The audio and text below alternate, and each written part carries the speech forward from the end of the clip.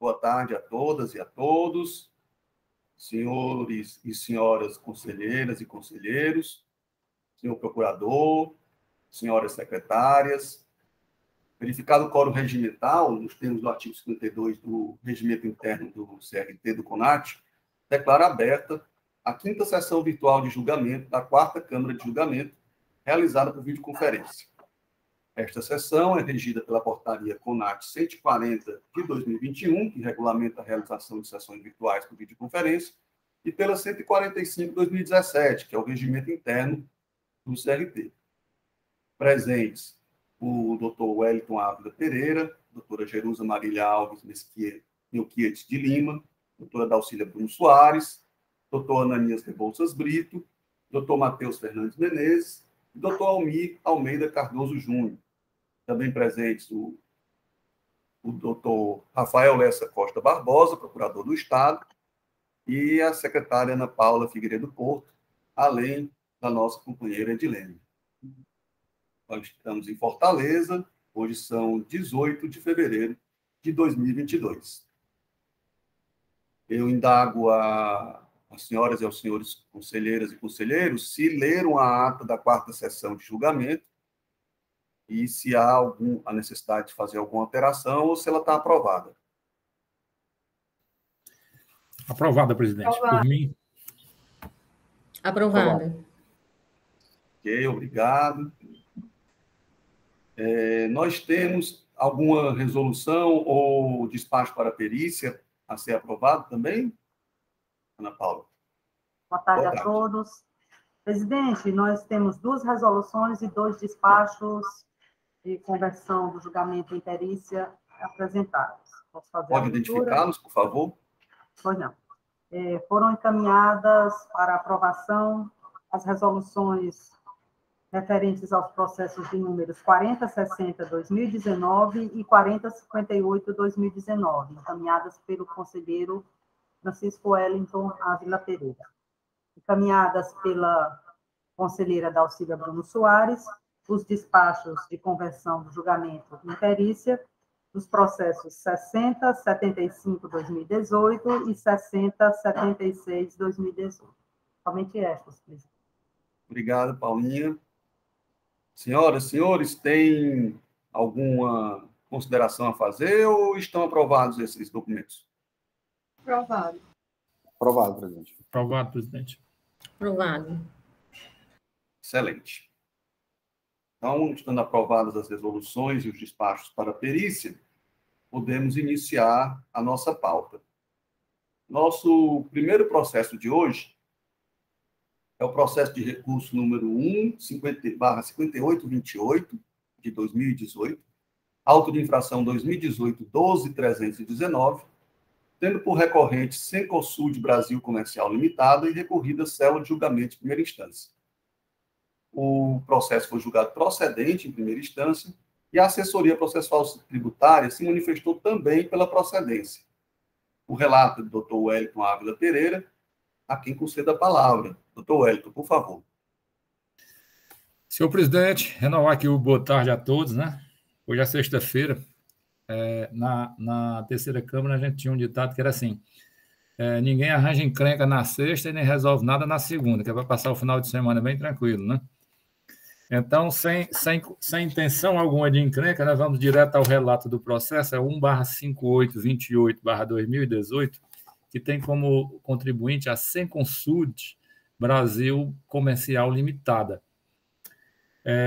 Esse auto de infração é do exercício de 2015, corresponde ao período de julho a dezembro de 2015, e foi lançado aqui uma multa de R$ 3.111 e alguns centavos por crédito indevido, e assim traz o relato da infração no presente auto: lançar crédito indevido de ICMS na hipótese de o mesmo não ter sido aproveitado.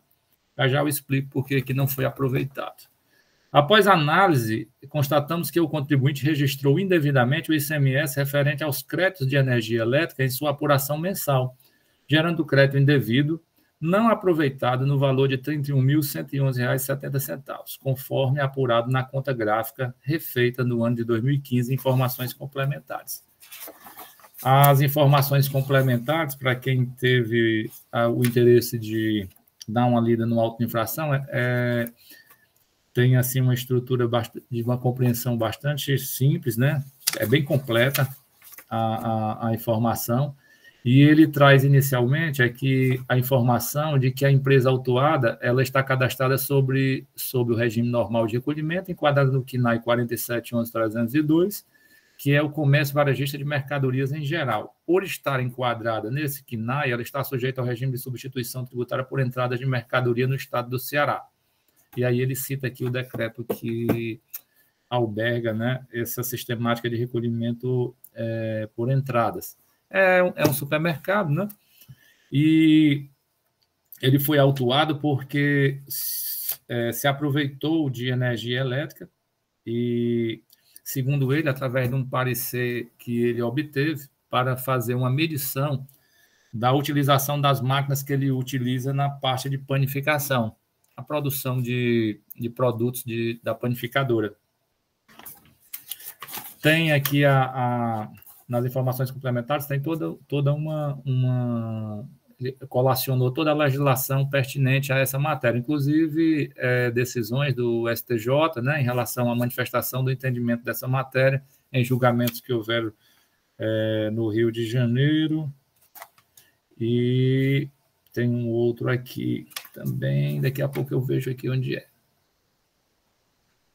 O que aconteceu? O contribuinte resignado com essa autuação, ele ingressou com impugnação, só que a julgadora singular, refutando todos os argumentos da parte, né, se manifestou pela procedência da acusação, nos seguintes termos: a acusação fiscal que versa sobre o aproveitamento indevido de créditos lançados na conta gráfica do ICMS oriundos de energia elétrica utilizados na fabricação e comercialização de produtos cuja operação de saída ocorre sem tributação do imposto, infelizmente aos artigos 60, 65, todos do decreto 24.569, com penalidade prevista no artigo 123.2A, combinado com o parágrafo 5º, inciso 1 da Lei 12.670.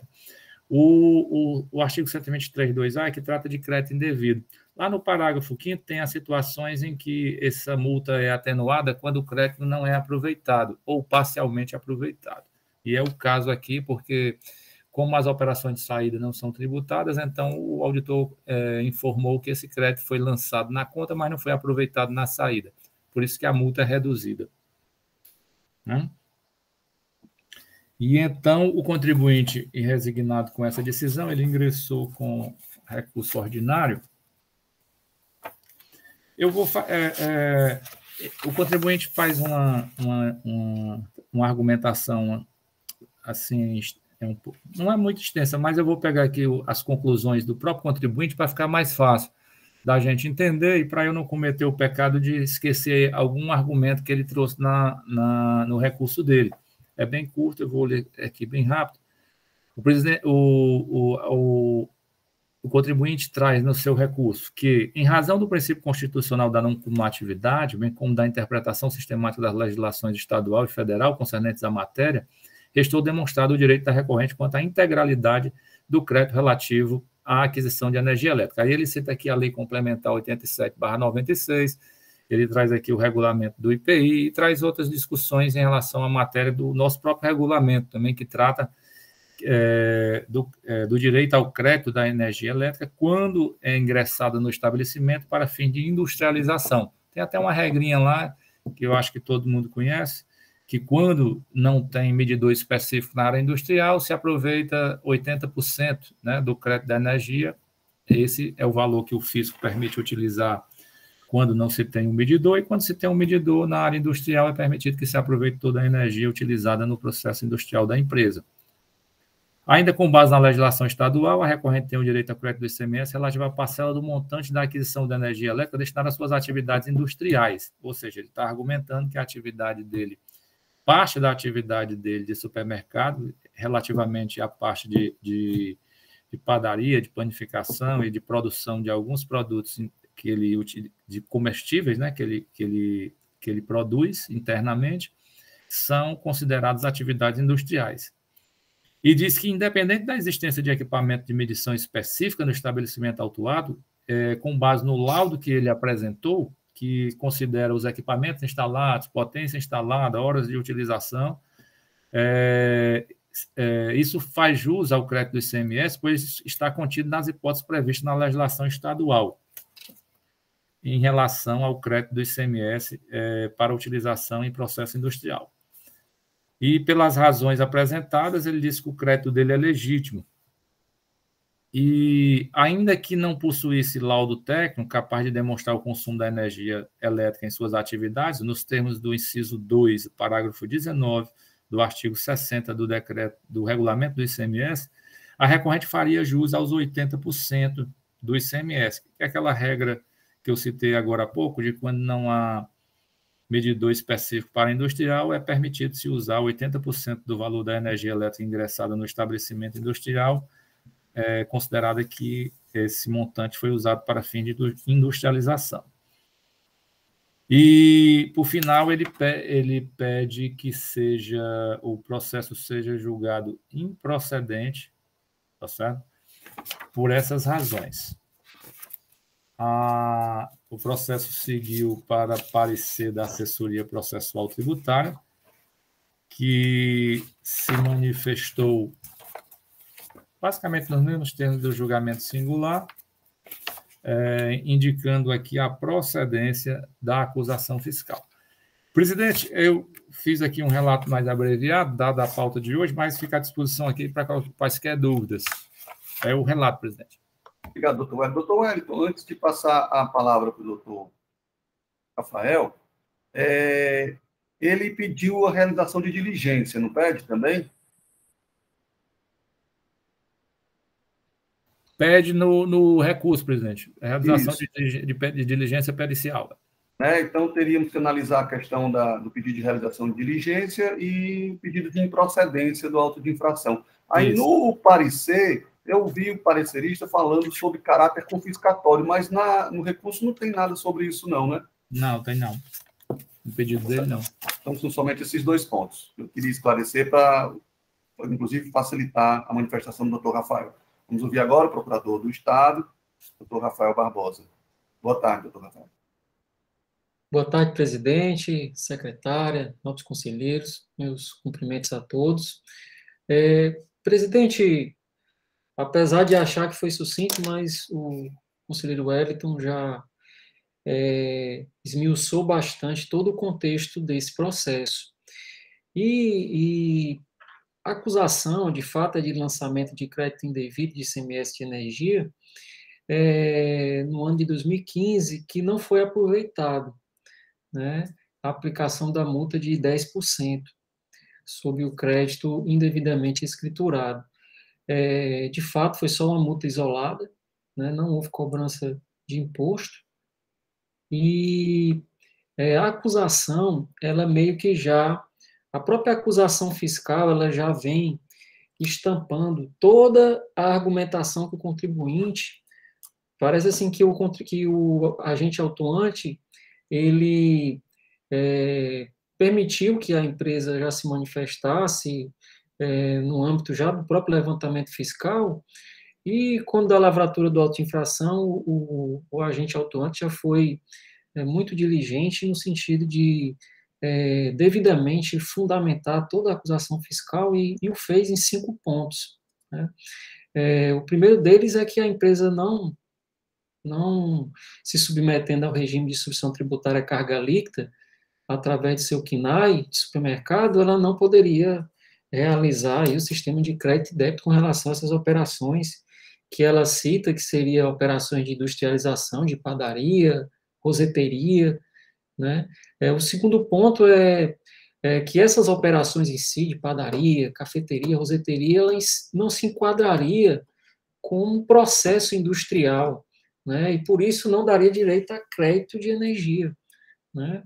Então, inclusive tem precedentes, né, precedentes do STJ recentes, e o fiscal, à época da lavratura, também já acostou ao processo, às informações complementares, os precedentes que não autorizavam esse enquadramento da atividade como atividade caracterizada como atividade de industrialização.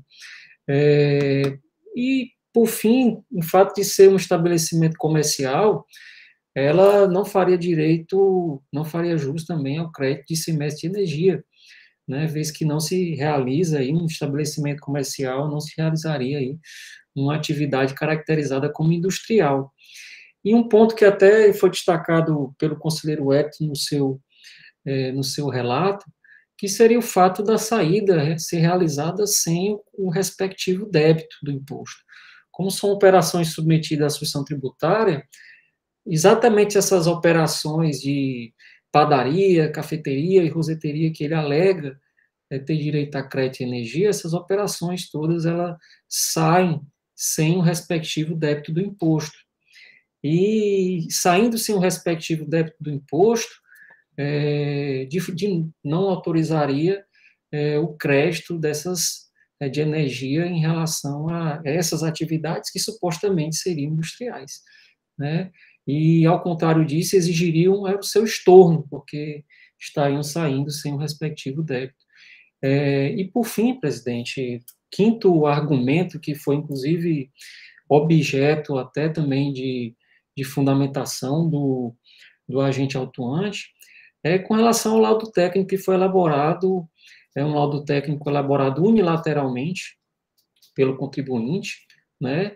Eu já me manifestei em outras oportunidades que o laudo técnico elaborado unilateralmente, ele não confere a liquidez e certeza do crédito de ICMS relativo à energia, e por isso mesmo respaldado em laudo técnico, ele não faria jus ao crédito que está lá consignado no laudo técnico, né? De fato, a legislação exige um medidor próprio para fins de caracterização daquilo que se destina efetivamente à utilização no processo industrial, já destacando que, no caso dos autos, a empresa sequer se trata de indústria, né?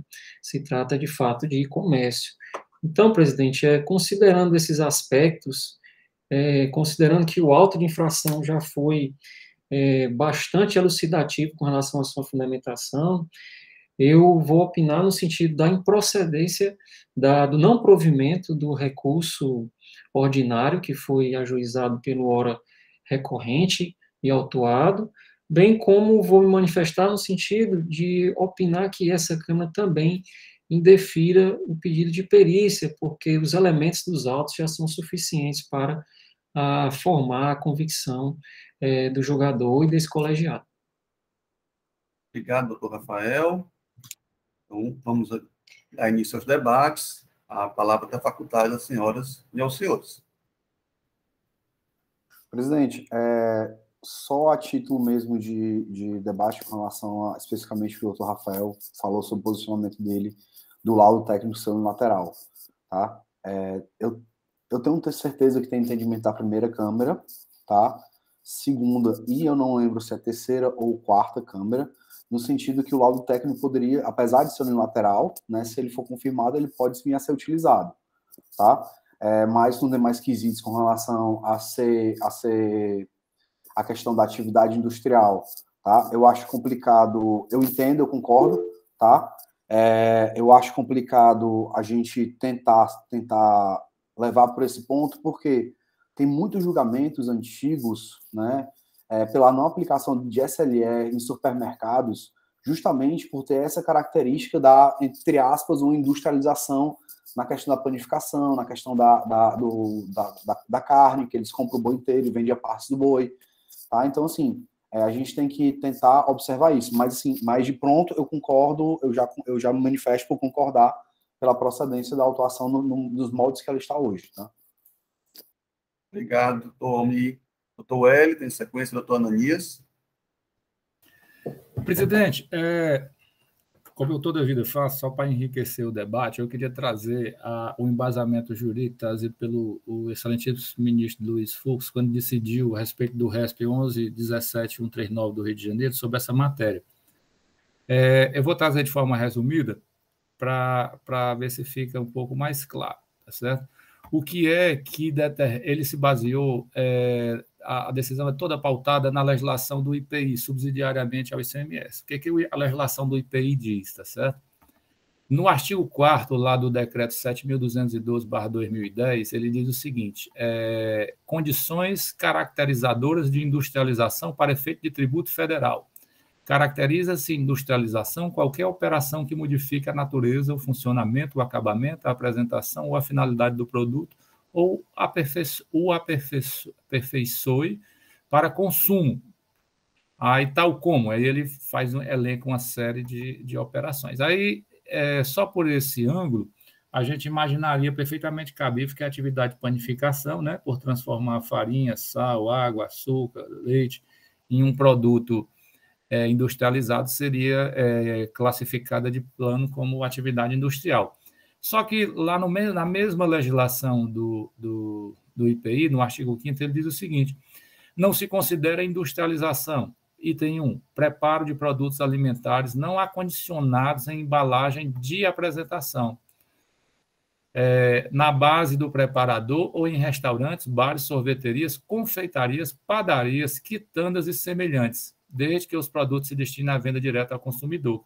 Então, quando a própria legislação do IPI diz que não se considera industrialização, esse preparo, quando não é acondicionado em embalagem própria, que é o caso quando a gente compra o pãozinho lá, não bota dentro do saquinho, né? A gente compra, né? Quando compra o doce, o croissant, que o presidente deve comer croissant, eu como carioquinha daquele mais grosso mesmo, tá certo? Então, a gente, quando vai lá, pega, o produto industrializado. Então, foi essa a base que o ministro utilizou para fundamentar o seu voto, que não se inseria no rol de industrialização essa atividade especificamente. É só isso, presidente. Obrigado. Doutor Wellington, vamos dividir o croissant nosso de cada dia, né? Doutor Ananias, por favor. Boa tarde a todos. Queria só fazer algumas complementações que foi colocado aí pelo doutor Wellington e também do Almir, tá certo? A atividade hoje de supermercado é muito comum, a atividade mista, né? Que é justamente a atividade de padaria, tem a questão do frigorífico, tem às vezes até o caso de lanchonete, né? Então, o que ocorre? Em relação ao que o doutor Wellington colocou, o que acontece? Muitos dos supermercados também, no momento que eles produzem os produtos de padaria, eles fazem embalagem própria, né? Colocando até o nome da sua própria empresa, e por esse motivo se caracteriza como indústria, tá certo? Como produto industrializado, né? Pelo fato da questão da embalagem, né? Isso é muito comum dentro do supermercado, até porque os supermercados hoje são grandes comerciantes nesse sentido, né? Tem várias atividades ao mesmo tempo, você chega lá, você tem tudo, né? Então, eu queria fazer esse complemento em relação aos supermercados que realmente tem a questão da embalagem própria, tá? Em relação ao complemento do Dr. Almir, o que acontece, né? A atividade principal dos supermercados, né, é uma atividade voltada ao decreto 29.560. Então, o que acontece? Tudo que ele compra para comercializar, ele já compra de distribuidores. Então, os distribuidores já pagaram a substituição tributária do 29.560. Então, na saída desse produto, não tem mais nada a se falar de apuração de imposto de ICMS, que já foi recolhido ou por entrada ou recolhido na cadeia anterior, tá certo? Como o supermercado tem atividade de industrialização, que é em virtude da panificação, então, é uma atividade secundária normal dentro dos supermercados, né? Então, por esse requisito, né, de se considerar que, até no próprio artigo 60, que foi colocado no auto de infração, que ele trata o que aqui, né, no decreto 24.569, né? Quando consumido no processo de industrialização... Não, peraí, deixa eu pegar aqui. Quando consumido no processo de industrialização. Então, no artigo 60, né, do próprio decreto, do 24.569, ele trata o quê? Se caso a energia, né, você pode se creditar quando consumido no processo de industrialização. Por esse motivo, eu acredito que, né, como tem uma atividade mista, essa atividade mista de padaria pode ser considerada como industrialização, daria o direito ao crédito para ele, tá certo? O melhor caminho seria, de fato, né, que ele tivesse um medidor próprio, né, para poder caracterizar aí o que realmente foi consumido na industrialização. Mas a própria lei ela já prevê que, caso não tenha um medidor próprio, você poderia utilizar os 80%. Então, estou trazendo um pouco essa reflexão aqui para a gente tentar encaixar aí a melhor situação, tá? Doutora Jerusa? Boa tarde a todos, renovando aqui meus cumprimentos, presidente, senhores conselheiros, secretários, procurador do Estado, a todos. Eu corroboro em parte com o que o doutor Ananias colocou aí, que, de fato, essas empresas que estão enquadradas no regime de comércio varejista, né, de produtos alimentícios, elas estão sujeitas à sistemática de tributação de carga alíquota pelas entradas. Isso em função da Lei 14.237, de 2008, né, que estabeleceu que algumas daquelas quinais estivessem nesse regime de substituição tributária, que é o caso da empresa, que está sujeita às regras do Decreto 29.560, de 2008. Se a gente for analisar a Lei 14.237, que é a origem de onde vem todas essas outras quinais, a lei, ela veda, uma vez a empresa estando nessa sistemática, veda qualquer tipo de crédito fiscal. As únicas exceções permitidas por essas empresas são os créditos decorrentes do ativo, né? Do ativo, decorrentes de operações de importação e aquelas mercadorias que não estejam sujeitas à sistemática do decreto. Quais são as mercadorias que não estão sujeitas a essas regras do decreto? Aquelas que foram excluídas, tipo cama, mesa e banho, né? Que vai para a regra geral.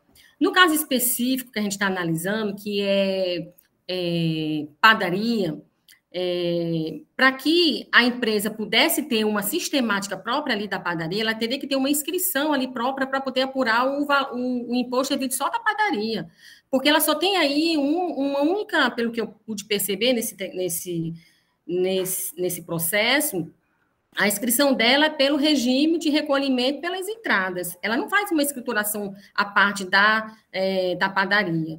E mesmo que fizesse, e mesmo que ela tivesse a inscrição, a padaria também está sujeita à regra própria de sistemática de substituição tributária pelas entradas, né? Com agregado 30% e recolhe pelas entradas. Então, também veda o crédito para essas empresas. Então, de uma forma ou de outra, mesmo que a gente quisesse considerar a sistemática da padaria, também estava vedado um crédito.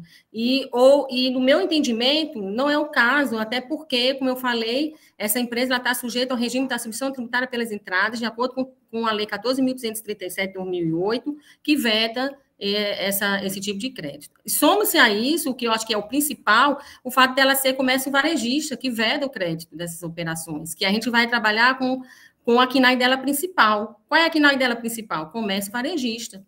Ponto. Esse é o meu entendimento, presidente, e demais conselheiros. Obrigado, doutora Jerusa. Doutor Ananias, o senhor deseja complementar a sua manifestação? Está sem áudio, doutor Ananias.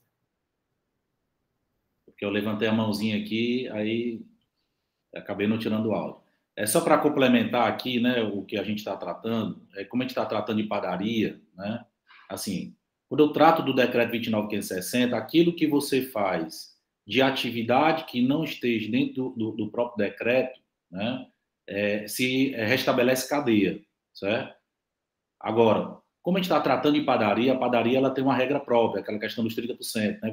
Tudo que você comprar agrega os 30%, e aí ela na saída não vai ter nada de substituição a pagar, né?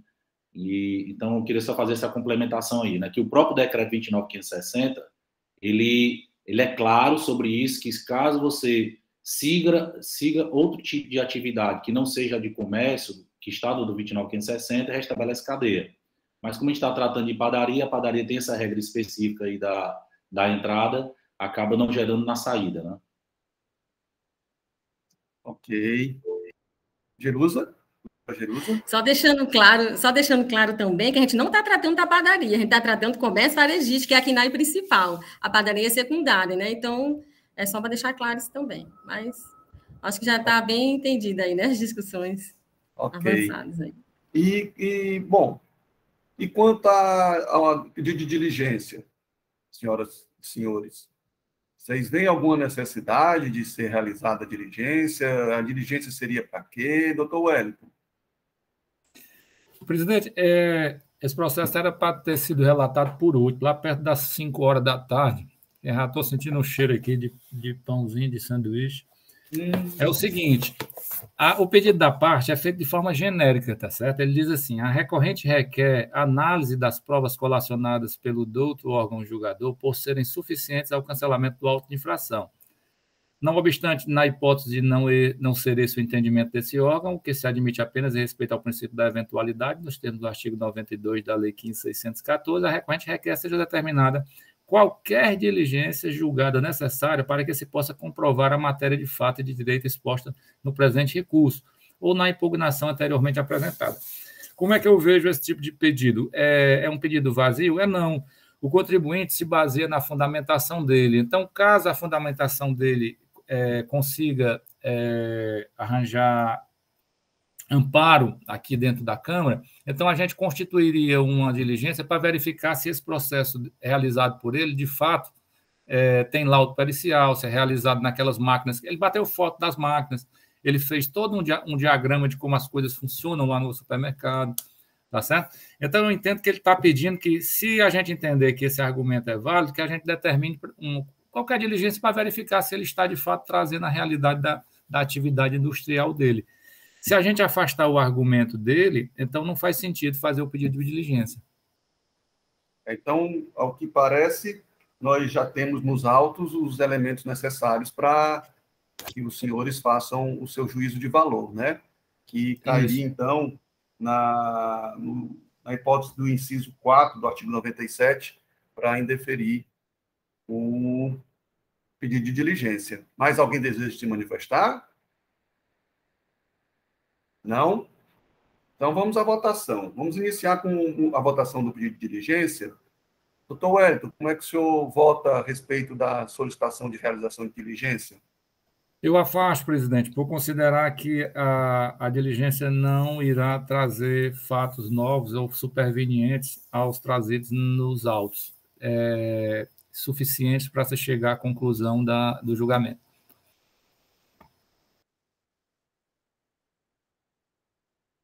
Ok, doutor Wellington. Doutora Jerusa? Acompanho o relator. Ok, doutora Dalcília? Com o relator. Doutor Ananias? Eu acompanho o relator. Doutor Matheus? Com o relator, presidente. Doutor Almir? Com o relator, presidente. Dado, portanto, a quarta Câmara de Julgamento resolve afastar o pedido de diligência, tendo em vista que os elementos contidos nos autos já são suficientes para realizarem o seu convencimento, de acordo com o parecer da assessoria processual tributária e a manifestação em sessão do procurador do Estado, doutor Rafael. Em sequência, senhoras e senhores, nós temos que apreciar o mérito. E aí eu pergunto ao doutor Wellington como é que ele entende a respeito do mérito. Presidente, de forma bem simples, o relator conhece do recurso ordinário, vota por conhecer do recurso ordinário, negar-lhe provimento para confirmar a decisão condenatória exarada na instância singular, nos termos do parecer da assessoria processual tributária e de acordo com a manifestação em sessão do excelentíssimo senhor procurador. Ok, doutor Wellington. Doutora Jerusa? Com o relator, presidente. Doutora Dalcília? Com o relator. Doutor Ananias? Considerando que a gente já tratou aqui, presidente, né? Eu concordo aí e acompanho com o relator. Obrigado, doutor Ananias. Doutor Matheus? Com o relator, presidente. Doutor Almir? Com o relator, presidente.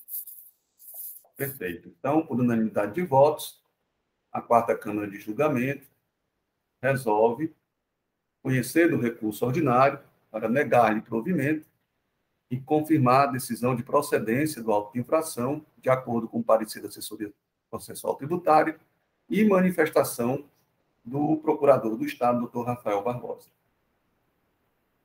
Muito bem. Só eu anotar aqui.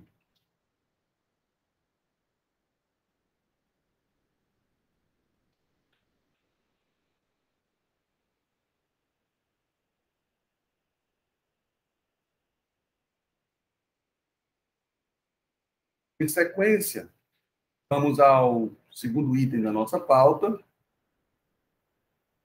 é o processo de recurso 1/0552 de 2013, auto de infração 2012 15580, recorrente célula de julgamento de primeira instância, recorrido CDA Comercial Distribuidora de Automóveis Limitada.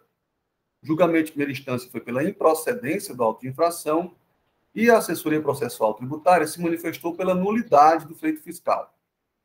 A relatoria do Dr. Almir de Almeida Cardoso Júnior, a quem solicito que faça o relato. Dr. Almir. Boa tarde a todos. Presidente, trata de uma infração lavrada 27 de 12 de 2012, relativa a uma simulação de operações de saída de mercadoria para outra entidade da federação, em virtude da falta de aposição do selo fiscal dos documentos fiscais, em relação à operação interestadual, no exercício financeiro de 2017 e 2018, certo? No montante de 6 milhões. Certo? O agente fiscal, né, informa no seu relato que todas as notas fiscais estavam devidamente escrituradas no registro de saída e devidamente contabilizadas na sua DF. O contribuinte, no termo de intimação 2012-38880, foi intimado para apresentar os justificativos no prazo de 5 dias, mas, mesmo assim, não apresentou. Tá? O agente autuante lavrou auto-infração com base no artigo 170, inciso 2 do decreto 24.569 de 97, apontando como penalidade o 123, inciso 1 da linha H, correspondendo um total de R$60 mil do total do auto de infração. O contribuinte apresentou impugnação tempestiva, alegando, em síntese, nulidade por incompetência absoluta da autoridade designante. Ele sucintamente fala que o mandato de ação fiscal foi lavrado pelo nosso atual vice-presidente, senhor Raimundo Frutuoso, que na época era orientador da célula de gestão de setores econômicos, que não detinha prerrogativa para fins de lavrar o auto de infração, sendo, portanto, vício insanável. Né?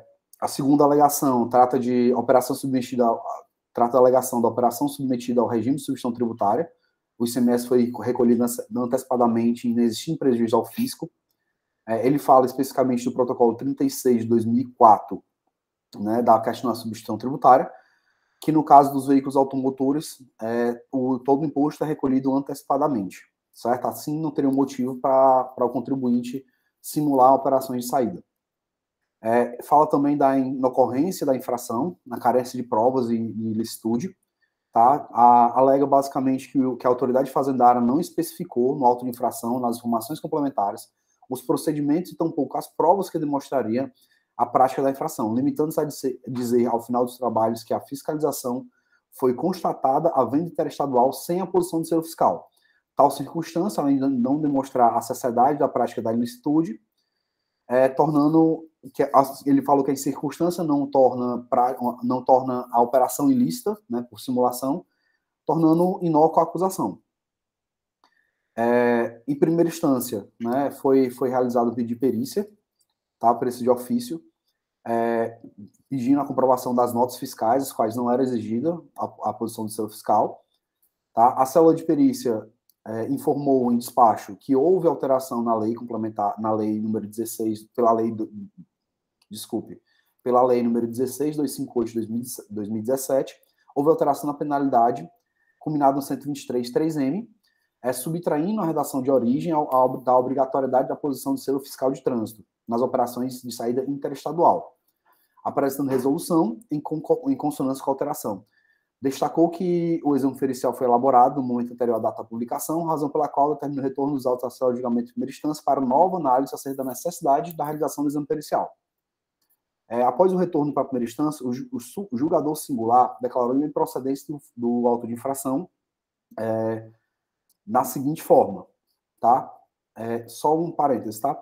Quando o retorno do auto da perícia, da sala de diligência de perícia, foi anexado a alguns julgamentos, né, e alguns julgamentos das câmeras, né, inclusive alguns julgamentos da primeira câmara que eu participei, sobre a alteração da penalidade do 123.1H, que foi o lavrado, isso, para o 123.3M, porque não haveria simulação na falta de aposição de selo fiscal. Tá? O julgamento de primeira instância, após o retorno da perícia, declarou improcedente, fundamentando basicamente que as operações são sujeitas à substituição tributária, né? Houve alteração da penalidade, então ele entendeu basicamente que existia um erro, que a infração devida seria a do 126 da Lei 13.418 de 2003, sendo a multa correspondente a 1%. E por isso entendeu que o auto de infração seria improcedente, porque também não exigir mais a aplicação do selo fiscal de trânsito. Submetendo-se, óbvio, ao regime necessário por conta do valor superior a 10 mil FIRS. O parecer da Célula de Assessoria Processual Tributária opinou pelo conhecimento e procedência do regime necessário, com vistas à reformada decisão de primeira instância, devendo ser declarado nulo o auto de infração sobre o exame da virtude da falta de lastro probatório, certo? Porque não foi possível comprovar a operação de simulação das mercadorias.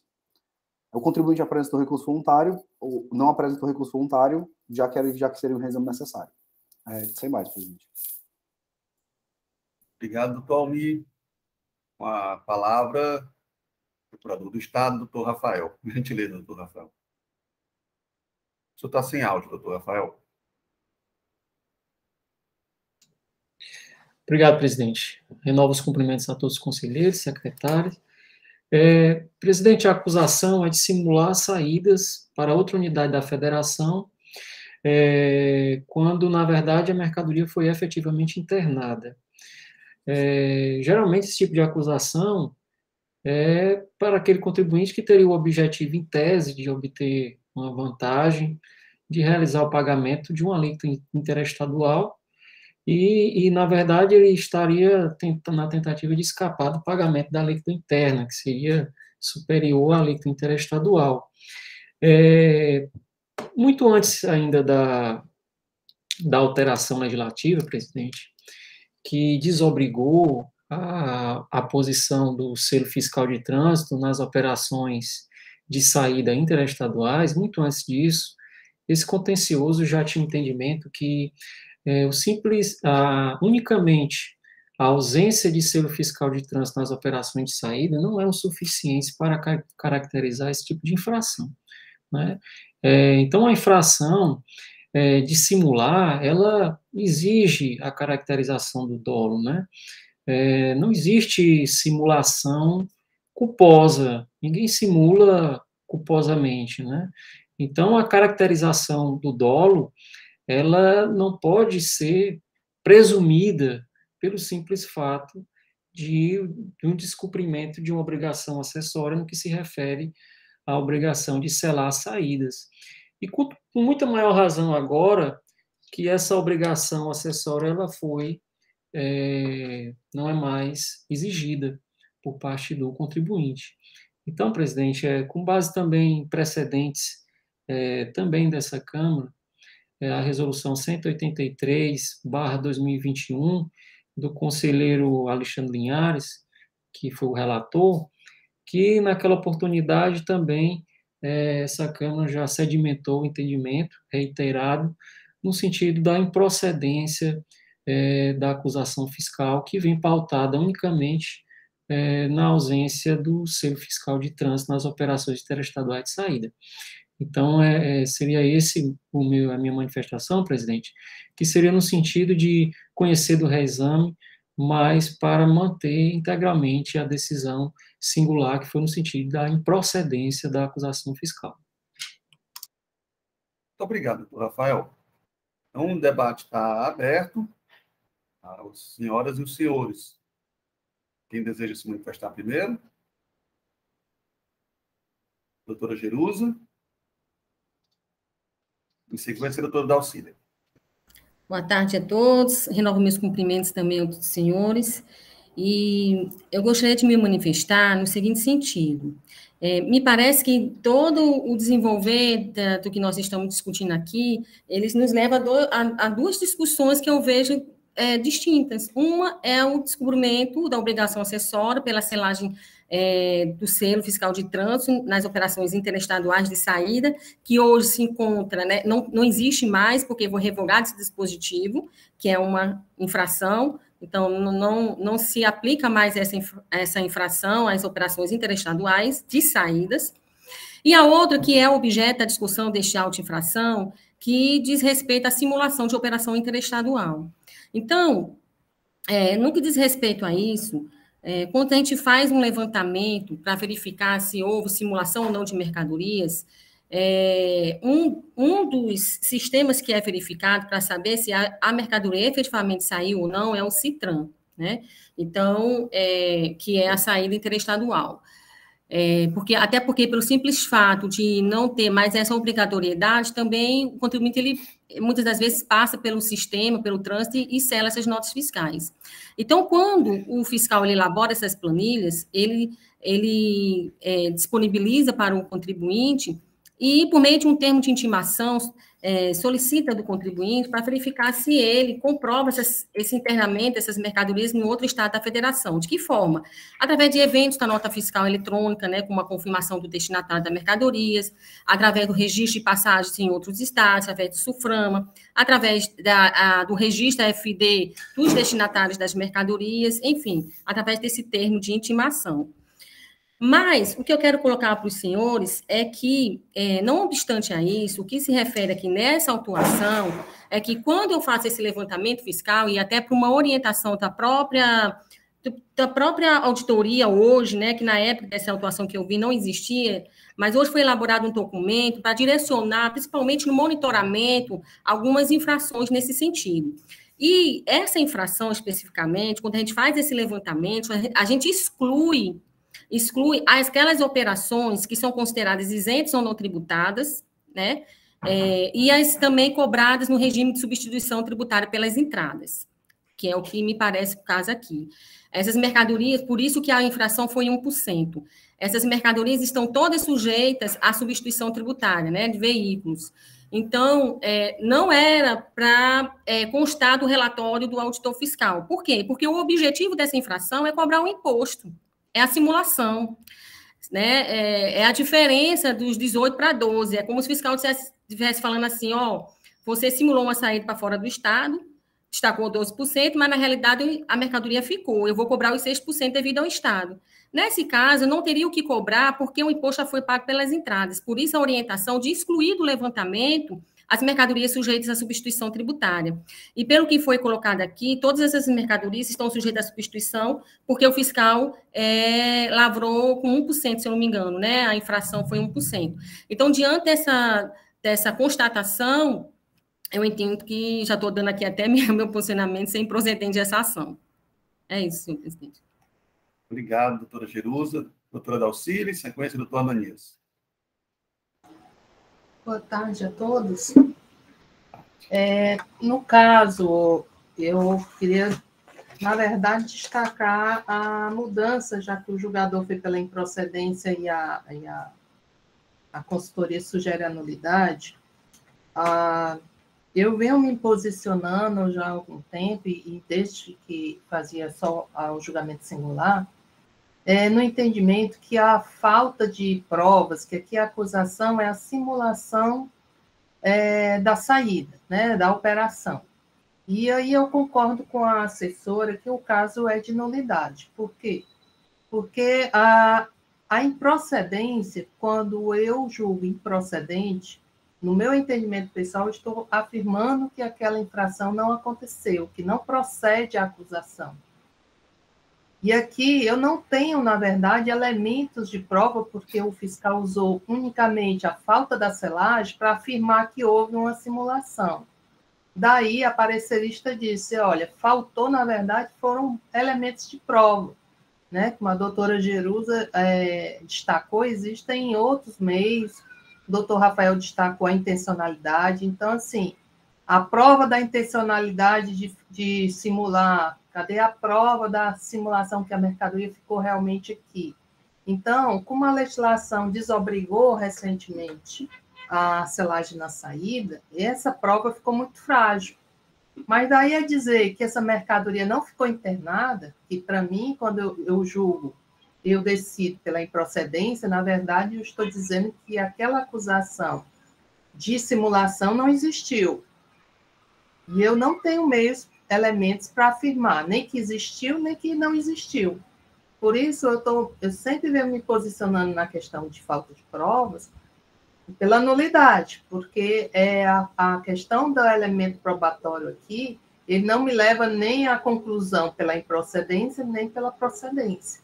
Então, só queria me manifestar nesse sentido, né, que acho que os fatos do processo não levam à conclusão de uma improcedência, mas sim de uma nulidade, só isso. Obrigado, doutora Dalcília. Doutor Ananias.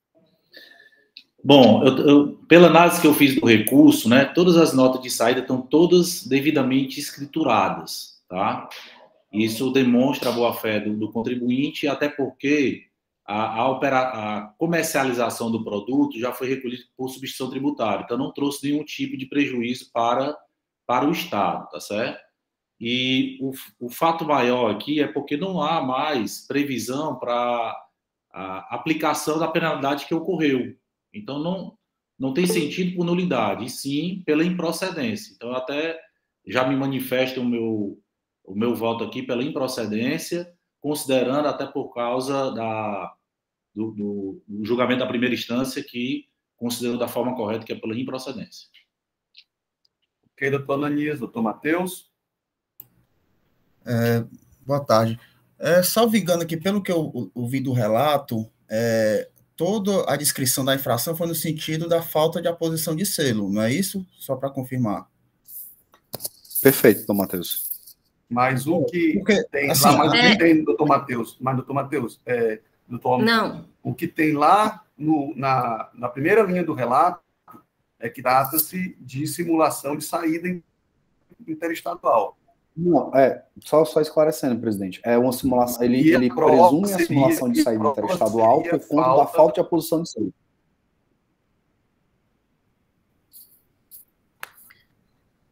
O presidente travou. Vocês também? Travou, presidente. A prova da... Voltou aqui? Voltou, presidente. Voltei?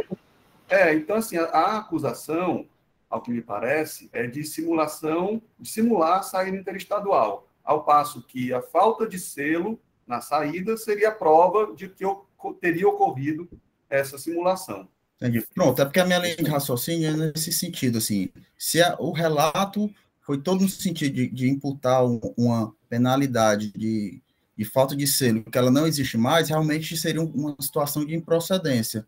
Mas nesses termos, já que foi tudo com base numa possível simulação, suposta simulação, então realmente eu acho que houve uma falta a penalidade realmente que não foi a correta, bem aplicada, acho que seria realmente um caso de nulidade. Ok, doutor Matheus. Doutora Jerusa, a senhora quer complementar? Não, é só para esclarecer, mas que já foi colocado aí, que a infração realmente não é falta de oposição do selo, sim simulação de operação interestadual, e que isso é importante porque a falta de selo é só obrigação acessória, e quando que a simulação é imposto mais multa, e o imposto quando devido. Aí a pergunta que fica o imposto foi caracterizado ser devido nessa infração? Era devido o imposto? Porque se o imposto não foi devido, não tem infração. É só esse questionamento que eu faço. Não houve a infração em si mesmo. Não sei se deu para entender. Ele remete por 126, né? Que é a questão de são operações de constituição tributária. Por isso que ele aplica 1%, não é isso, não? Não, porque aí, no caso, são produtos sujeitos à substituição tributária, na saída interestadual não tem destaque, tem destaque de imposto, mas só para efeito de crédito destinatário. Não, exatamente isso que eu estou dizendo. Não teve destaque do imposto justamente por conta disso. Porque como um produto está sujeito à substituição tributária, que ele paga pelas entradas a substituição tributária, então, na saída interestadual, o Estado ele não recebe mais nada, porque destaque para efeito de crédito destinatário, e se algum imposto tiver para esse contribuinte, ele tem direito a um ressarcimento, e não para pagar. Porque se ficar comprovado que essa saída dele, 12%, foi inferior, que ele pagou do imposto normal mais o retido na aquisição dele, já era para ele um ressarcimento, e não imposto a recolher. Por isso que nesse levantamento se exclui os produtos sujeitos à substituição tributária. Não sei se deu para entender. Acredito que sim, doutora Jerusa. Doutor Wellington, em sequência, doutor Ananias. Presidente, hoje não é dia de sexta-feira, né? Só para contribuir, tá certo? O que é a subjetividade, tá certo? Digamos que o auditor faça um levantamento quantitativo de estoque, aí lá ele lança todos os dados, faz a planilha de cálculo lá, demonstrativo final, e indica que houve uma opção de saídas. Só que ele esqueceu de colocar a lista de notas fiscais de entrada e a lista de notas fiscais de saída. Aí é nulo por falta de prova. Existe a demonstração matemática de que houve, mas não existe a prova para que o contribuinte possa se defender, cerceamento do direito de defesa, tá certo? No caso que a gente está analisando, a simples ausência do selo não caracteriza a simulação de saída.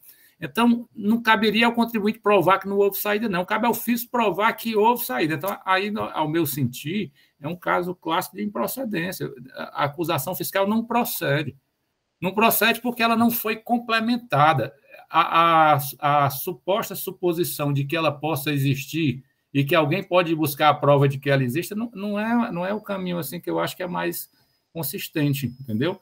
Por isso que eu acho que nessa divisão entre nulo e improcedente, todas as vezes que eu tenho a caracterização do fato ali, mas falta um elemento essencial para defini-la, eu acho que ali é nulo por falta de prova. Mas quando o fato não pode ser caracterizado, não foi plenamente identificado, tá certo? Eu acho que aí é o caso de improcedência. Ok. Doutor Anísio, o senhor quer complementar? Eu faço minhas palavras do doutor Wellington, certo? E justamente explicar sobre isso, né? No recurso, como em sua totalidade, o que é muito tratado é que não tem prova, né? Então, se não tem prova, é improcedente o recurso. Né? É só isso. Perfeito. Doutor Matheus? Não, presidente, está só dando uma lida mais detalhada aqui no relato.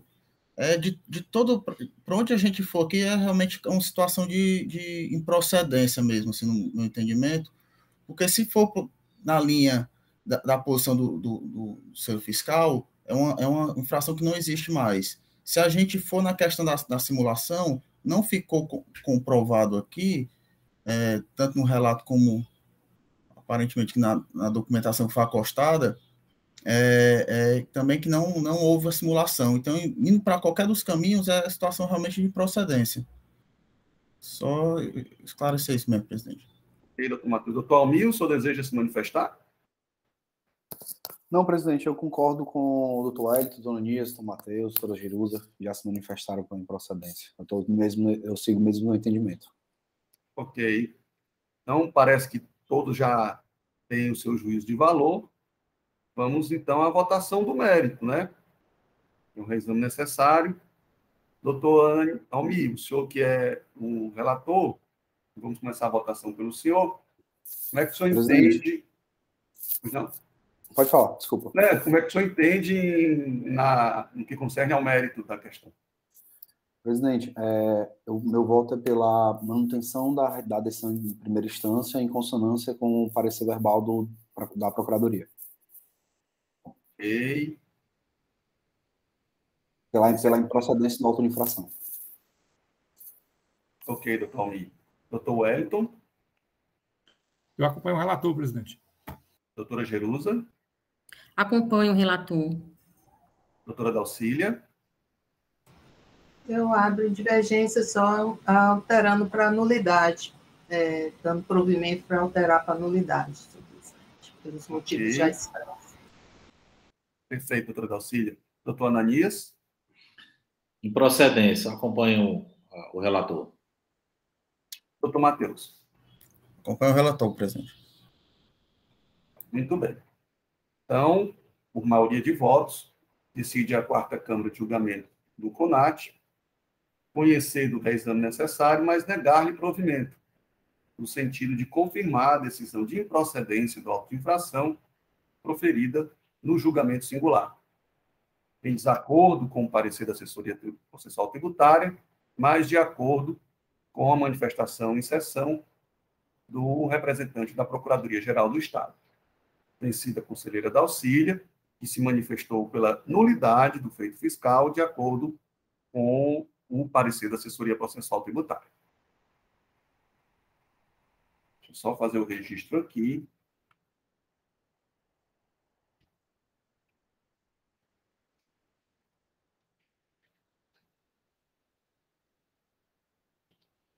Muito bem. Tendo encerrado o segundo processo, vamos para o terceiro processo de nossa pauta.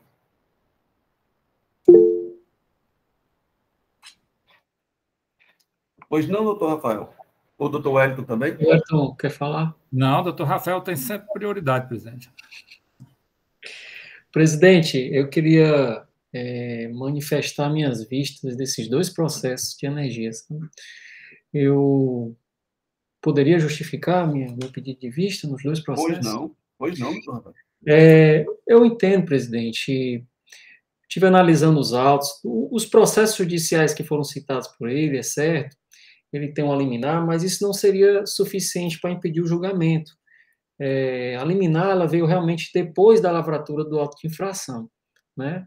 Então, não se trataria nem de lançamento para prevenir a decadência, porque o artigo 63, parágrafo 1º da Lei 9.430, Lei Federal, ela diz que o disposto nesse artigo, que seria o lançamento para prevenir a decadência, ele só se aplicaria na hipótese em que a liminar ela vem antes de qualquer procedimento fiscal, seria o parágrafo 1º, né? Então, isso não impediria o julgamento. Eu tive olhando outros aspectos também.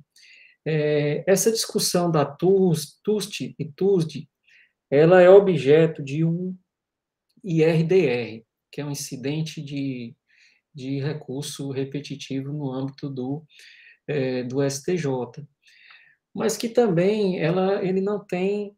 É certo que, muito embora o STJ não tenha, as decisões do STJ não tenham aquela vinculatividade obrigatória no âmbito desse contencioso, por outro lado, é certo também que essa matéria ela já foi negado a caracterização de repercussão geral no STF. Então, o que vai restar para a gente, de fato, é a decisão do STJ, em razão de essa matéria já ter sido, como já disse, e repito, a repercussão geral ter sido negada.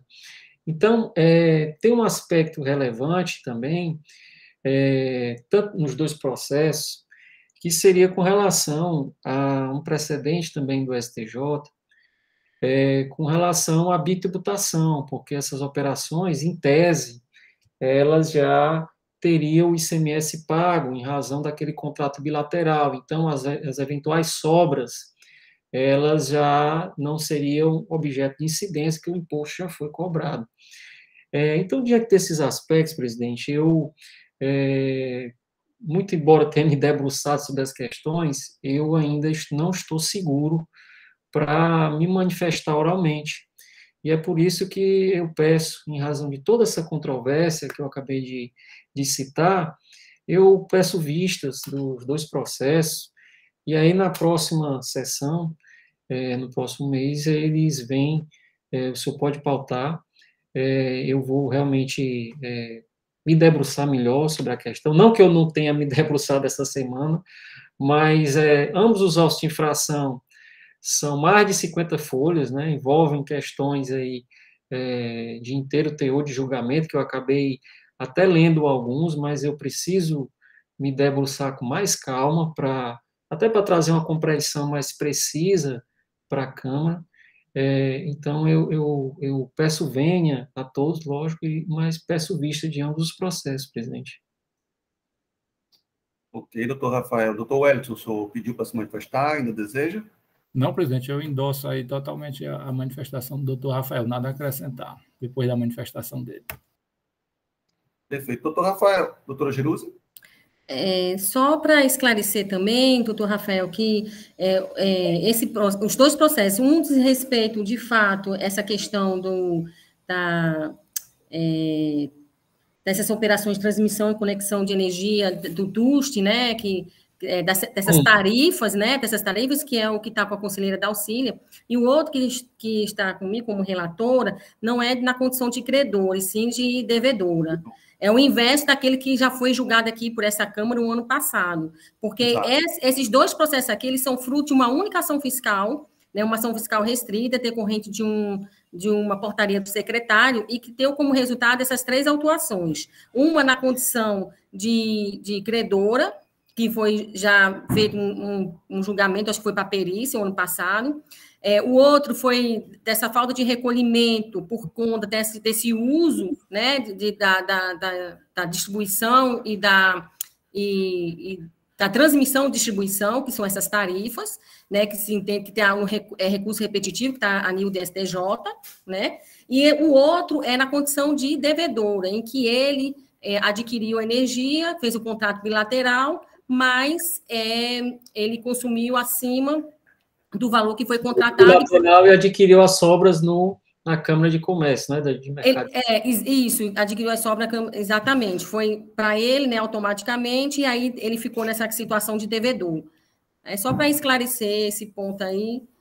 Não, eu compreendi, conselheira Jerusa, agradeço até as considerações, mas eu queria, de fato, reiterar meu pedido de vistas, porque, como eu disse, tem uns precedentes, né, do STJ que eu queria trazer com mais calma, né?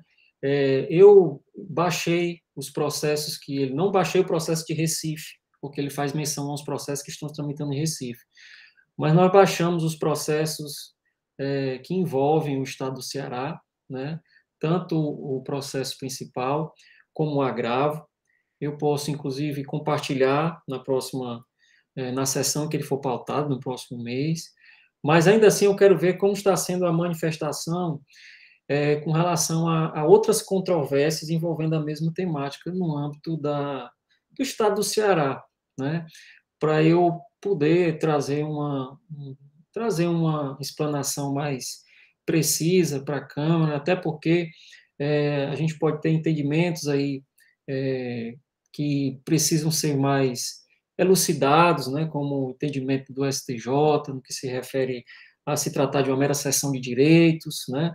Então, para a gente, como é uma matéria muito delicada, né, eu já vi até no começo da semana, tem uns processos complicados na sexta-feira, e realmente eu já comecei a ler, comecei a baixar os processos e tal, mas, assim, mesmo assim, eu pediria todas as vênias a esse conselho, né, para pedir vistas do processo, de ambos, para analisar com mais calma e trazer mais um parecer oral mais detido sobre a matéria.